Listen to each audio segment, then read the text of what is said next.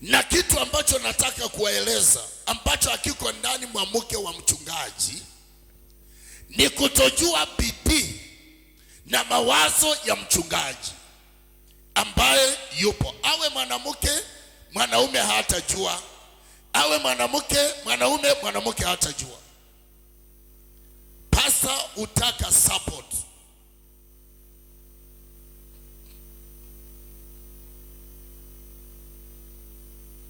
Watu wengine huwaleka kwa mchungaji tu.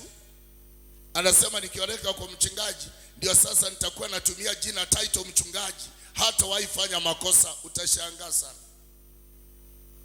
Mchungaji hataki title, anataka support. Na kuambia ukweli, mchungaji utaka support.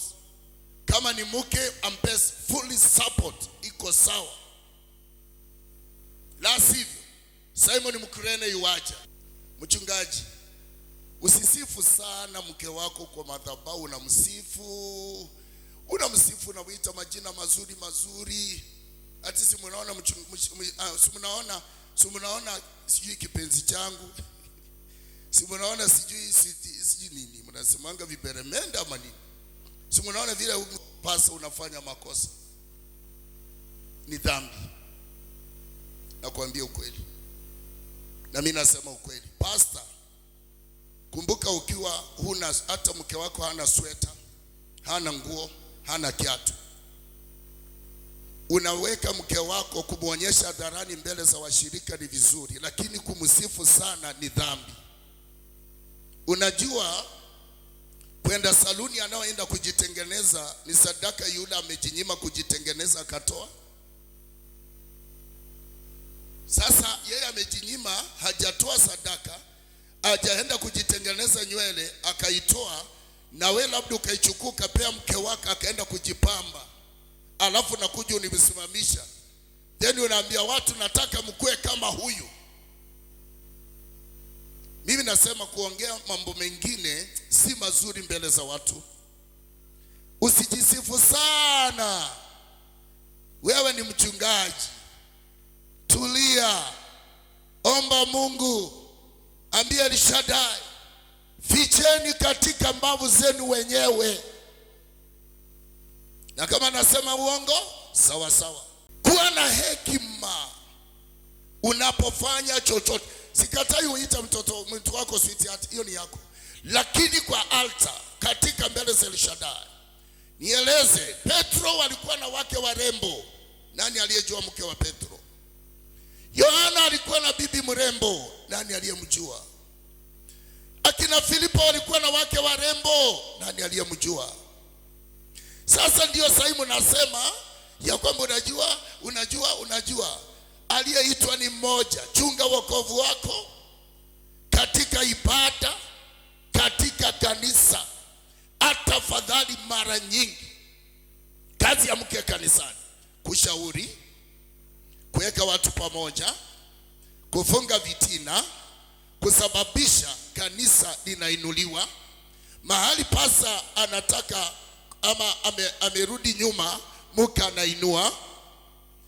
Na kujaribu kuweka mikutano, kujaribu kuingiana na wamama wengine na watu wa kanisa. Ujaribu hakikisha umepanga mipango za Monday to Sunday. Ujaribu uone ya kwamba ushirika unaendelea vizuri. Ujaribu, yani huyo ndiye ana kazi nyingi sana, maana alibeba msalaba. Lakini ukikuta pasa una mke ambaye hajui hata kazi yake ni kuchunguza ni nani aliyebebea pasa kikapu, ni nani aliyeletea pasa maji kwa madhabahu, ni nani ambaye anaweza kuwa amefua kitambaa cha pasta, ni nani ambaye anaongea na pasa sana, ni nani ambaye pasa amebeba kwa gari, ni nani ambaye la si ubavu pasta, si ubavu nakwambia for free, si ubavu wa kukusaidia, ni ubavu ambao si yako, ya kukuangusha, za kukusaidia. Awe mwanaume awe mwanamke, tafuta sana, omba Mungu akupe ubavu wako. Ubavu ni nyingi tu kwa mtu. ziko huko, sijui ni 12 ama ni 18. Ubavu ni nyingi sana. Kanisa linaangukanga kwa sababu ya kutopata bidii. Kazi ya msaidizi wa pastor inaanguka. Mimi niliona kanisa moja tu, bibi ya mchungaji ameingia kanisani, anachapa tu watoto wa watu makofi, pam pam pam. Nikauliza, uzuri najua ile pastor. Nikampigia pastor, ni nini nimeona kwa mtandao? Ananiambia, bwana, mke wangu ni wazimu. Nikamwambia, ulijaribu ukawa wazimu? Kuna wakati kuna wachungaji nawaambia ukweli, kuna wachungaji wanaingia kanisani ndio tu mke wake anamjua ni wazimu, asilete vita, mpaka anamuita majina mazuri, mpaka anamwambia mazuri, lakini usiku hajakuwa na amani. Lakini mke akamwambia, bwenda kwa madhabahu uongee ujinga uone, nitasambaratisha hicho kikanisa chote. So mpasa anakuja tu kama malaika anakuja tu kama malaika. Pasa anakaa, Bwana asifiwe, wache nikaribishe kwanza kipenzi changu, mpishi wangu, mavazi yangu, roho yangu, imani yangu, makao yangu, uzima wangu, uhai wangu, aongee majina mazuri. Ndio huyo asimama. Usikia akisimama akisema kitu kwa Bwana? Asemangi? Asemangi, anasema mimi ndio kusema. Mama anaogopa, maana pasta naye wanamhurumia.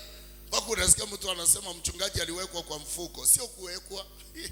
Wewe mchungaji anaweza mpasua makofi, lakini analinda imani aliokoka.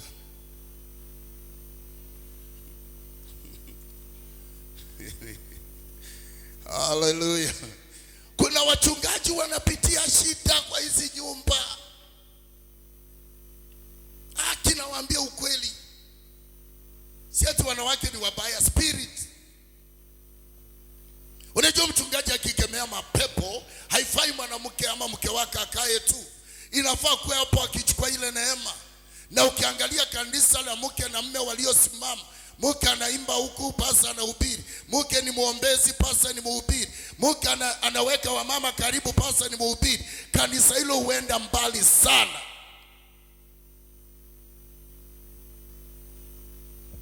Nazungumzia ibada. Tukuja kwa maandiko. Hiyo topic nimemaliza hivi. Tunaendelea. Maandiko yanasema,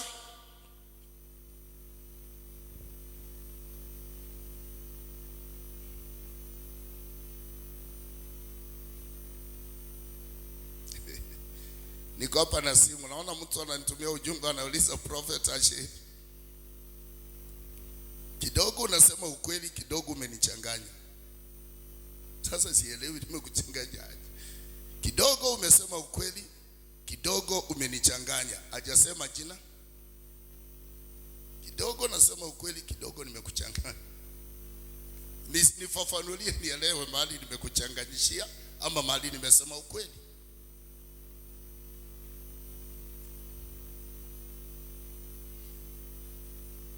Nasema ukweli.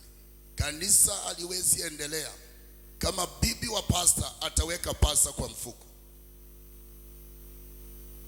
Yeye ndio kusema. Yes, yeye aliitwa. Kwani taficha nini? Ati ndio itunzwe kwa sababu bibi ameweka pasa kwa mfuko. Hai. Si asheri. Si asheri, nakwambia ukweli. Si asheri. Si asheri. Asheri si asheri.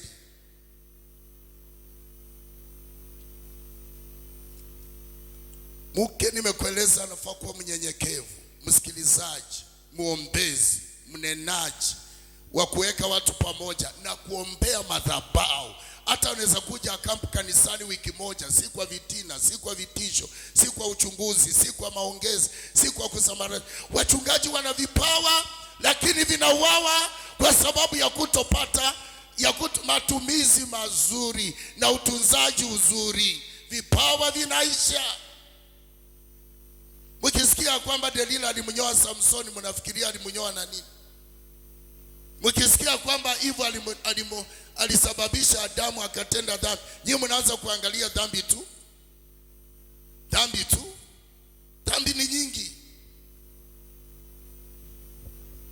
Wakati mwingine mtu akaniambia, kwa nini unaruhusu wanawake kunena kwa madhabahu?